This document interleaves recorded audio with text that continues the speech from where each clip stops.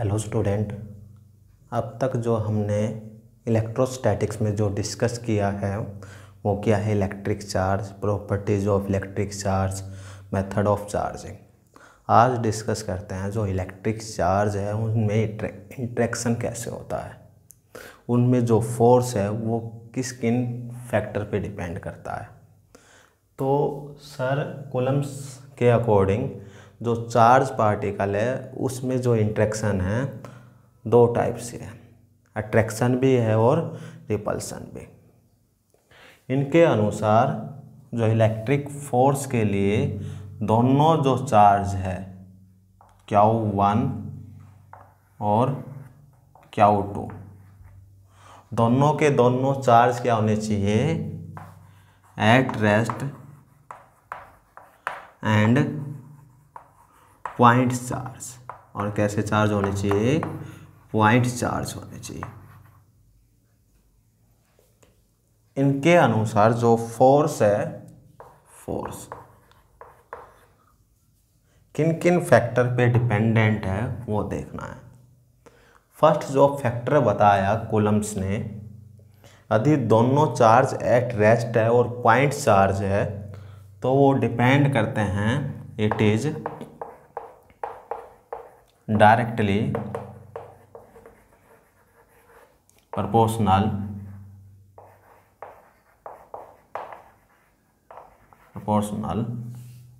to the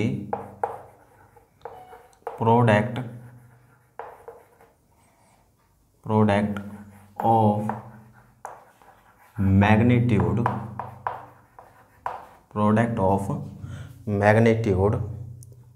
of two electric charge. जो ये electric charge हैं अपने पास उनके प्रोडक्ट पे डिपेंडेंट है डायरेक्टली, और डायरेक्टली भी कैसे हैं? मैग्नीट्यूड। तो क्या हो गया? F equal directly Q1 and Q2, equation number first. और जो सेकंड बताया गया है इसमें, एंड इनवर्सली proportional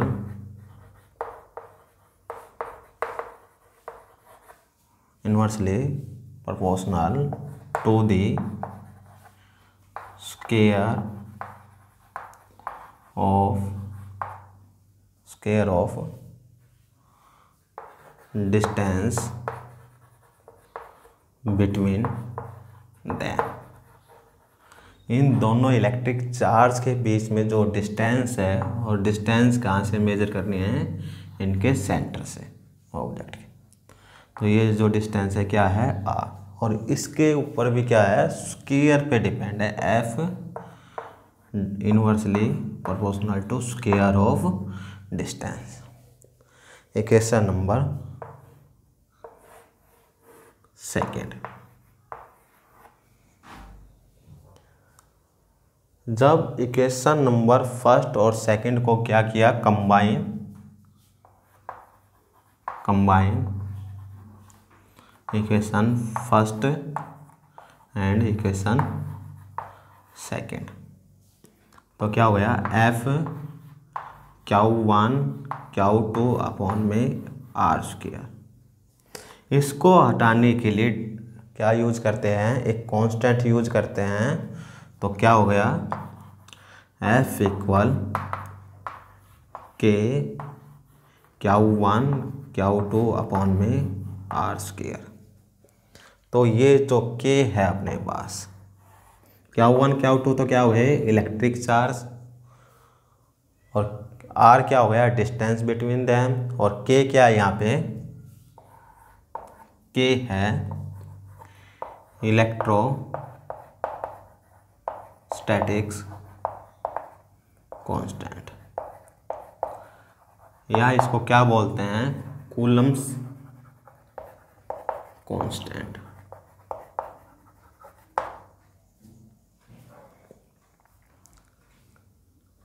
अब क्या किया इसने? मान लिया इसने जो पहले जो इलेक्ट्रिक चार्ज है क्या रखे एट रेस्ट और कितनी डिस्टेंस पे थे आर, किस में थे, इन वैक्यूम। जैसे इसने मीडियम चेंज किया चार्ज सेम थे, डिस्टेंस भी सेम थी, बट फोर्स क्या हो गया, डिफरेंट। फिर मीडियम चेंज किया, फिर फोर्स क्या हो गया, डिफरेंट। तो क्या हो गया, जो फोर्स है, फोर्स किस पे डिपेंडेंट हो गया अब, नेचर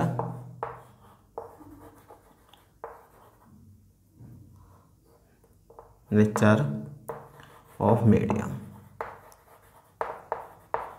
उसका जो नेचर ऑफ मीडियम का नेचर कैसा है। तो Q1 Q2 कांस्टेंट है, R कांस्टेंट है, तो वैल्यू किसकी चेंज हुई, K की। K क्या हो गया, 1/4 पाई एप्सिलॉन नॉट। ये क्या है, एप्सिलॉन नॉट जो है यहाँ पे, ये क्या है,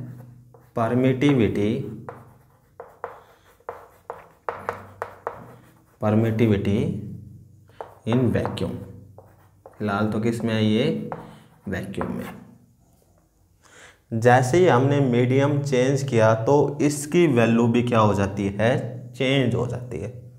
इसकी वैल्यू भी क्या होती है, चेंज। तो हमें क्या निकालना है, SI unit of Coulomb's constant और SI unit of epsilon not permittivity in vacuum. तो इसे निकालने के लिए देखो आगे, इसको नोट कर सकते हो आप।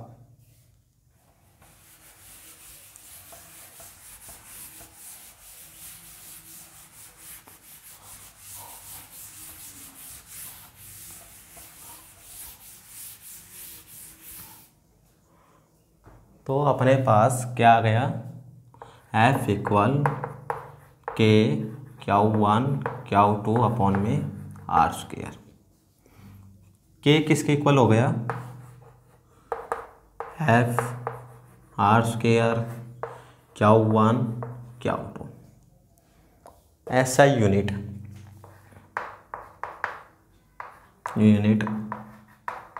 ऑफ K क्या हो गई,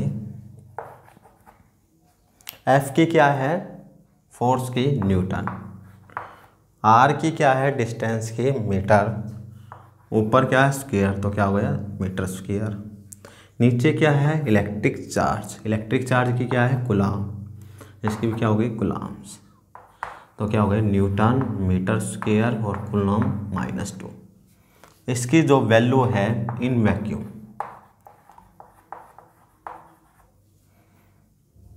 9 × 10⁹ newton metre square coulomb -2। Epsilon naught की जो वैल्यू है, K क्या हो गया अपने पास, K हो गया 1/4 पाई एप्सिलॉन नॉट। तो एप्सिलॉन नॉट किसके इक्वल हो गया, 1/4 पाई K। पुट करते हैं यहाँ, तो क्या हो गया 1/4 पाई इंटू में 9 × 10⁹ न्यूटन मीटर स्क्वायर कूलम -2। ऊपर जाने के बाद क्या हो गया, ये सोल्व करेंगे तो आएगा अपने पास 8.854 × 10⁻⁻12। अप साइड जाने के बाद क्या हो गया, न्यूटन इनवर्स मीटर -2 और कूलम 2। एक इसकी वैल्यू आ गई एप्सिलॉन नॉट की। इसका जो डायमेंशनल फॉर्मूला है, ये तो थी यूनिट, अब किसकी बात करते हैं, dimensional formula of K। Force का क्या है, mL/T-2। R का क्या है, L, पावर क्या है, स्क्वायर हो गई। इलेक्ट्रिक चार्ज का क्या है, 80। तो क्या हो गया, mL³ टी की पावर -2 और ये यहाँ क्या है +2, ऊपर जाने के बाद -2 और -2 -4 ए -2। ये किसकी आ गई, के का डायमेंशनल फॉर्मूला।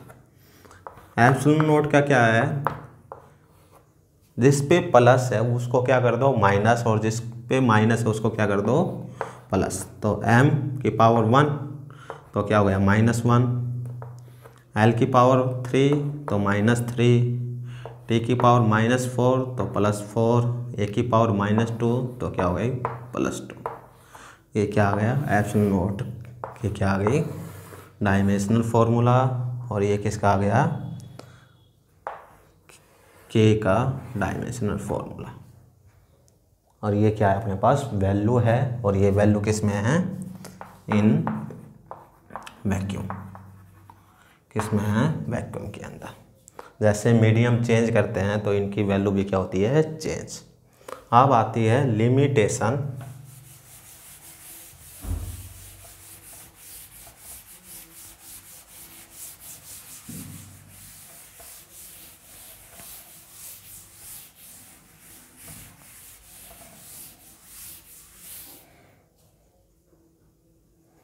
अब क्या आती है लिमिटेशन।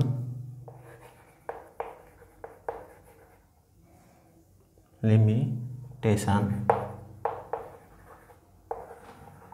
Of Coulomb's law. इसकी लिमिटेशन क्या क्या है, कमियां क्या क्या है। फर्स्ट कमी जो है इसमें, फर्स्ट जो इलेक्ट्रिक चार्ज है, जो इलेक्ट्रिक चार्ज है वो क्या होने चाहिए एट रेस्ट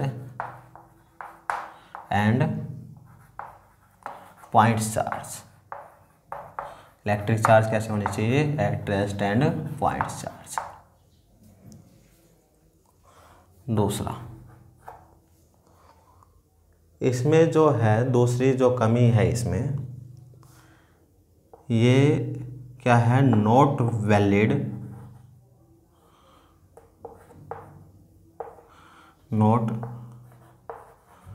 वैलिड फॉर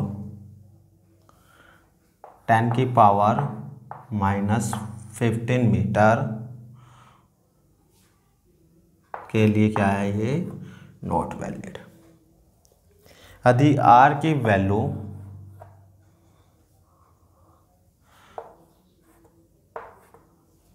10 की पावर -15 मीटर से क्या है कम है या उसके इक्वल है, तो उसके लिए कूलम्स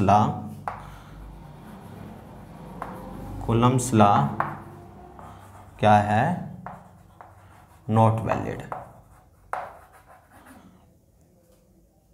क्योंकि जो 10 की पावर -15 है वो किसका जो साइज है वो है न्यूक्लियस का साइज।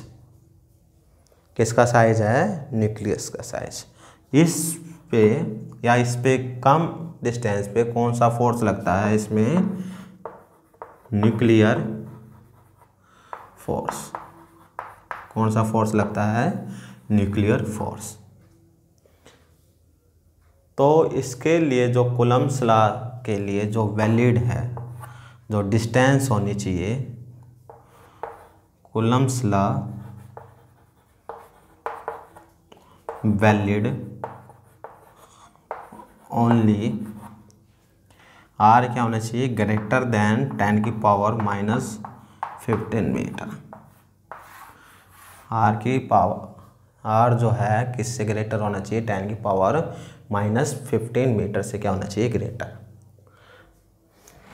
ये तो किसका साइज हो गया न्यूक्लियस का। और एटम का जो साइज है, एटम का जो साइज है वो है 10 की पावर -10 मीटर। इसके लिए वैलिड है लेकिन इसके लिए वैलिड नहीं है।